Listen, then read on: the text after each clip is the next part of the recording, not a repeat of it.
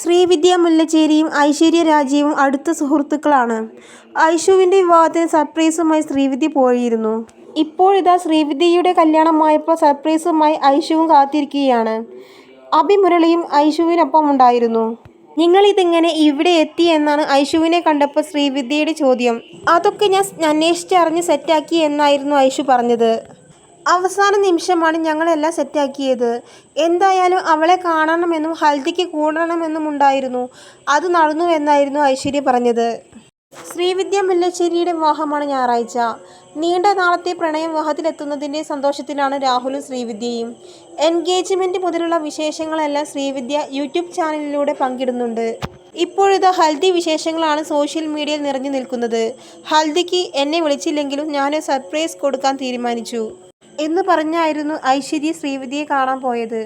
അഭി മുരളിയും ഐശ്വര്യയ്ക്കൊപ്പമുണ്ടായിരുന്നു. ശരിക്കും വിളിച്ചിട്ടൊന്നുമല്ല, വലിഞ്ഞു കയറി വന്നതാണെന്നായിരുന്നു അഭി മുരളി പറഞ്ഞത്. ആർക്കെങ്കിലും സർപ്രൈസ് കൊടുക്കാൻ പോവുകയാണെങ്കിൽ എനിക്ക് ഭയങ്കര ടെൻഷനാണെന്ന് ഐശ്വര്യ പറഞ്ഞിരുന്നു. അവളുടെ ഹൽദി കൂടണമെന്ന് ആഗ്രഹിച്ചിരുന്നു. രാവിലെ തയ്ച്ച് കിട്ടിയ ഡ്രസ്സാണ്, പെട്ടെന്ന് തീരുമാനിച്ചങ്ങ് വന്നതാണ്. ശ്രീയുടെ ബെസ്റ്റ് ഫ്രണ്ടിനെ വിളിച്ച് അഭിയാണ് കാര്യങ്ങൾ ചോദിച്ചത്. ശ്രീവിദ്യയെ കാണിക്കാതെ പാത്തു പതുങ്ങിയായിരുന്നു ഐശ്വര്യ സ്റ്റേജിലേക്ക് പോയത്. അച്ഛനും അമ്മയ്ക്കും നന്ദുവിനും ഒപ്പമായി ഇരിക്കുകയായിരുന്നു ശ്രീവിദ്യ. ഹൽദി തുടങ്ങുന്ന സമയത്തായിരുന്നു ഐഷുവും അഭിയും വേദിയിലേക്ക് എത്തിയത്.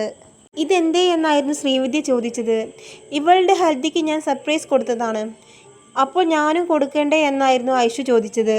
അവളെ വിളിച്ചാലും ഇല്ലെങ്കിലും എനിക്ക് അവളുടെ ഹൽദിക്ക് കൂടണമായിരുന്നു. ഞാൻ അവളെ എൻ്റെ കല്യാണത്തിന് വിളിച്ചിട്ടുണ്ടായിരുന്നില്ല. അവൾ വിളിക്കാതെ വന്നതാണ്.